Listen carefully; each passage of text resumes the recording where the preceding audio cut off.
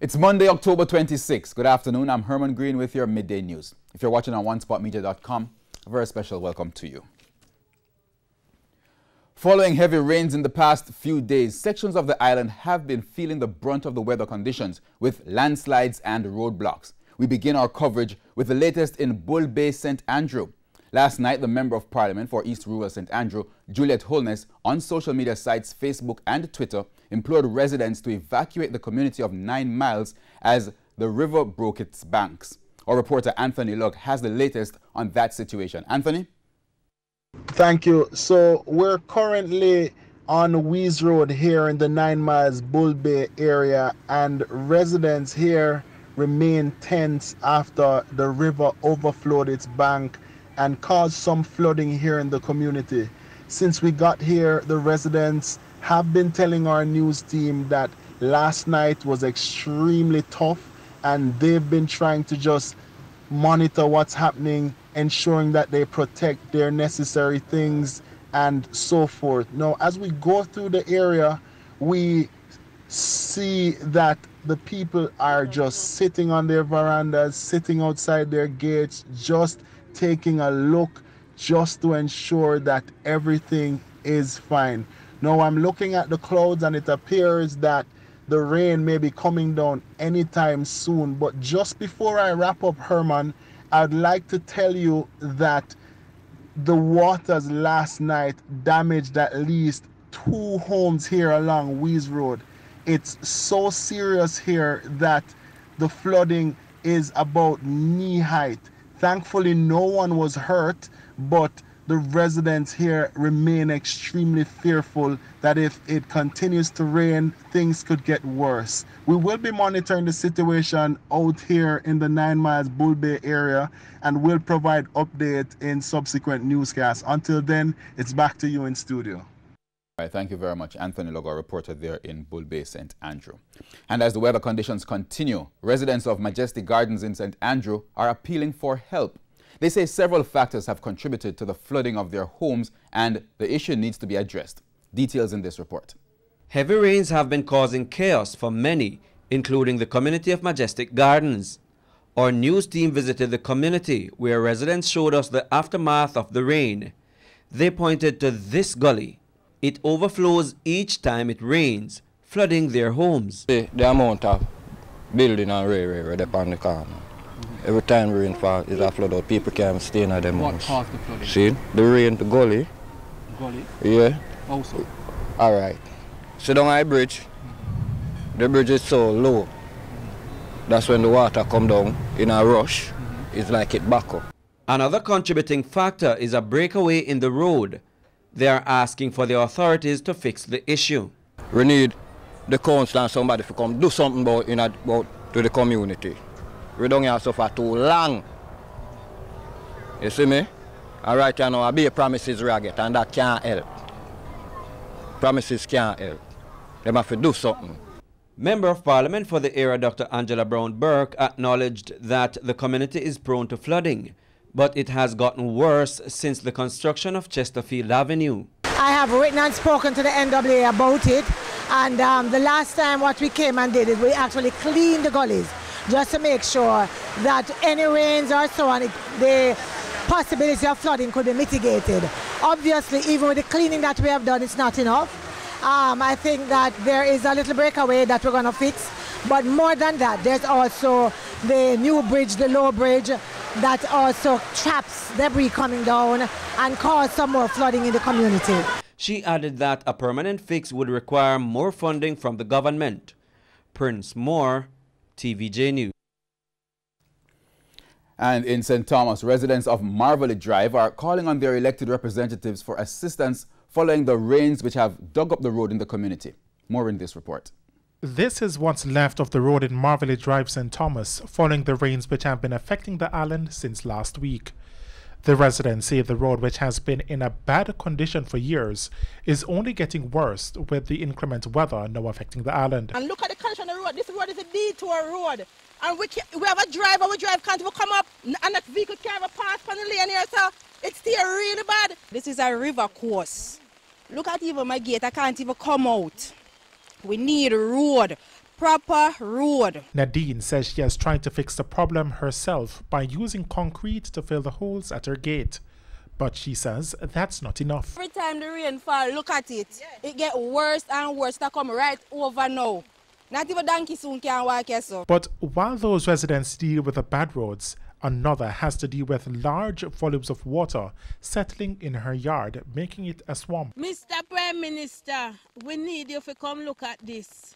We are tired of it now. Councillor, everybody, we need you to come look at this. We are so tired of it. I can't come out dressing my clothes. I have to put on a big boot on my foot to come out. And when I come out, I have to leave it up the road and wash off my foot and lotion to come out. That's not a nice place to live. Another concern for residents is the increase in the mosquito population following the recent rainfall. Mosquitoes are going to kill us. Yeah, drink off the water. The land it not soak. Yeah, not soaking. Yeah, so something has to be done. We need help. We need help. Meanwhile, a business-operated Market Road Yallas is calling for the municipal corporation or the National Works Agency to address the bad roads and poor drainage, which is affecting her business. She says once it rains heavily, her business establishment is flooded. I'm tired right now, man. My boy go sing. I'm tired for watch for water. I'm tired of me make all complain and nothing now done. So right now, me want it for done, cause my bread and butter. O'Shane Masters, TVJ News. Now, the heavy rains over the weekend resulted in serious flooding of major roadways, creating major challenges for this morning's commute. Some roads, like Cole to Trinityville Main Road, were completely flooded. In many communities, drivers found it difficult to navigate through the flooded roadways. The persistent rain has left many residents finding creative ways to leave their homes. In Logwood, Laverne and her family say they're living a nightmare. When rainfall, everything go back there. Everything go back there. And we don't have anywhere to canal the water. All right? So right up there, there's a canal up there, and when the rain fall, everything just flood and come right down here in the yard. The water flood out the shop. We have to lick out the one side of the ply for the water go through. And we have a lot of water when time the gully come down. And we can't get the gully fixed. We can't get a proper road in the lane here because the gully. Now, one chicken farmer who has been affected shared her experience. As I see it here, the whole of the coop flood out because the water come right through the coop and all of the chicken them. Right here, I'm a waste. Because it about half an hour or so before it dry down. I dry down quick. You understand? But the rain soon start again and you soon see it. And several communities in Clarendon were left inundated following heavy rains yesterday. The National Works Agency, in a release yesterday, said that the Alley Bridge, Maypen to Soursup turn at Buckner, Tollgate and Four Paths and porous main roads were flooded. For an update on the situation now, we join Dwayne Anderson, who has been in the parish. Dwayne, what's the latest? Hi, Erman. Good afternoon, and good afternoon to our viewers on television Jamaica. So at present, I'm in the Alley community in South Clarendon. I've been across several communities here in the parish since morning, and I have good news and I have not so good news. But let me start with the good news. The good news is that it's not rained in most of these communities for about 3 hours. So the flood rains experienced by residents across the parish would have eased. The not so good news now, Herman, is that taxpayers will have a significant bill to foot as a result of these flood rains. My goodness, Herman, a lot of good roads are now bad roads, and a lot of bad roads are now worse. Earlier, I was up in a community called Parnassus in the southwestern part of the parish, and there I observed some significant damage to some properties of some residents. A few persons in this small community, which is a farming-based community, they lost some of their property. One lady told me she had to run out last night in the pitch of black to save her one pig because of the flood rains that was eating away the land in the back of her yard. Also, our news team journeyed down to an area in the parish known as Gravel Hill, where a train belonging to the Jamaica derailed as a result of what we understand to be the saturation of the earth under the train line. The train was headed towards an area known as Harmon's Road, and a tree which fell over from the consistent rainfall and wind in the area. The tree fell onto the train line. The driver who was operating the train while coming along noticed the tree on the train, tried to stop, but because of the saturated area under the train, the train line became compromised. He failed to stop, and the train was derailed. Nobody was hurt, and we'll have a lot more on that particular story later on in Primetime News. Now, where I'm headed is towards Ali in the parish, where the bridge that connects this community with several outside areas was impassable yesterday. I'm going down there to see what is happening now, if the road is now open, and if residents are safe. As soon as I get something on that, I'll be sure to share it with you as well. So I'm here in Clarendon making my rounds, and whatever comes up, I'll be sure to share it with you guys. It's back to you, Herman. All right, thank you very much, Dwayne Anderson there. And it's time now for a break here on the Midday News, but stay with us. We have more news when we return.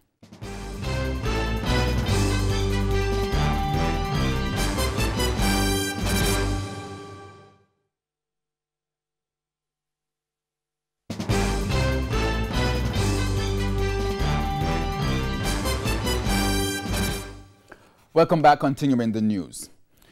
Now, with many of the island's roads taking a battering over the last week with heavy rains, questions are now being raised as to whether the roads were built adhering to the required standards.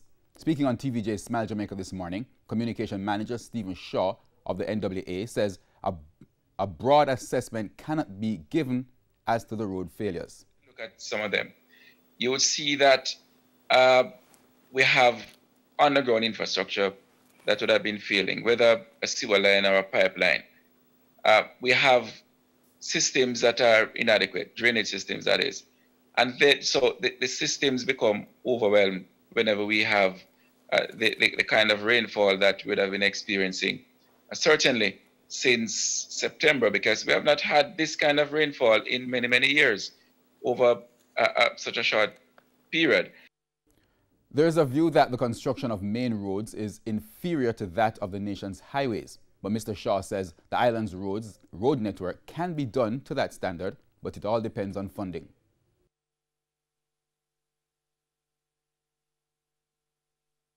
Roads are done at different levels. So the highway standard is a little different from a community road standard and a B road standard.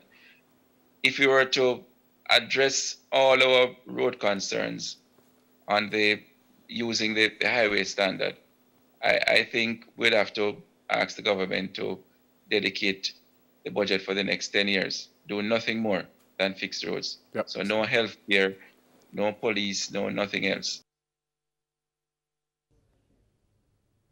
Now, in light of the havoc and damage caused by heavy rains over the past few days, the government is now bracing for a hefty repair bill. Residents of some flooded communities have been forced to relocate. A number of roads have been scored by floodwaters, while others are blocked by landslides and debris. Local government minister Desmond McKenzie told our news center that the damage is significant.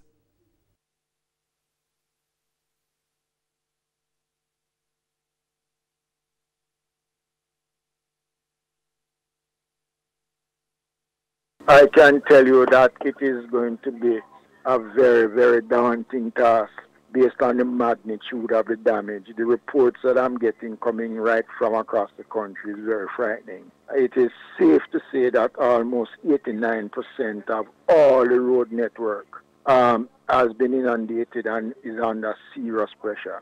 There are real concerns about the residents out in the 9 Miles Bull Bay area in East Rural St. Andrew, which I toured yesterday. The conditions out there are extremely bad. And I just want to advise those persons who are out there, whenever it is possible, if they can relocate from where they are, it would be good if they do so. I just came off the phone with the mayor of Kingston, and he's very concerned because there's a team out there and already some persons have started to move. Mr. McKenzie says Cabinet will discuss the situation today. He says teams will begin the daunting task of assessing the damage. There's no denying what the cost is going to be, in terms of the physical infrastructure. And when you look at the damage that many homes and persons, have received over the last couple of days. We're looking at a time when we are, in a tight strain in terms of the corona situation. And now with this coming, I'm hoping to go to cabinet, just to put the position to the cabinet and to see what is going to come out of it. Now, amid the rains and flooding, 3 families were burnt out in Admiral Town, St. Andrew this morning. The fire gutted 3 houses occupied by 3 sisters and their children. The houses are located at 1.5 Beresford Street in the Kingston 12 area. It's not clear how the fire started, but the residents believe it may have been caused by an electrical short circuit. I'm going to shop. Yes, abandon. I have to rush because I have my baby in my hand. I have to rush. Come. Inside, spreading off my bed, I hear somebody outside say, "I smell fire." So I just reach, drop, put down the sheet, I reach at the doorway and see the smoke. I never turn back in at the house. Now, there were no injuries and the house was not insured. Concerns this afternoon from the chairman of the Clarendon Municipal Corporation about a practice which has been obstructing motorists and pedestrians. As you'll hear in this report, representatives from the country's telecoms providers have been seen conducting business along the roadway. More in this report. Images like these are familiar in Maypen, Clarendon. Illegal vendors on the streets causing problems for pedestrians and motorists. Maypen's Mayor Winston Mirage says his office has taken note of the influx of vendors in the town centre. We have seen where this influx of vendors have been causing a lot of congestion on the streets of the town, especially in the town centres. And of course, they are taking over the sidewalks. And so the regular pedestrians have nowhere to walk. And they are littering the town. TVJ News has learned that it's a cat and mouse game between the municipal police and the vendors daily. The street is often cleared, but in a matter of minutes, the vendors return. Sidewalk vending is not permitted anywhere.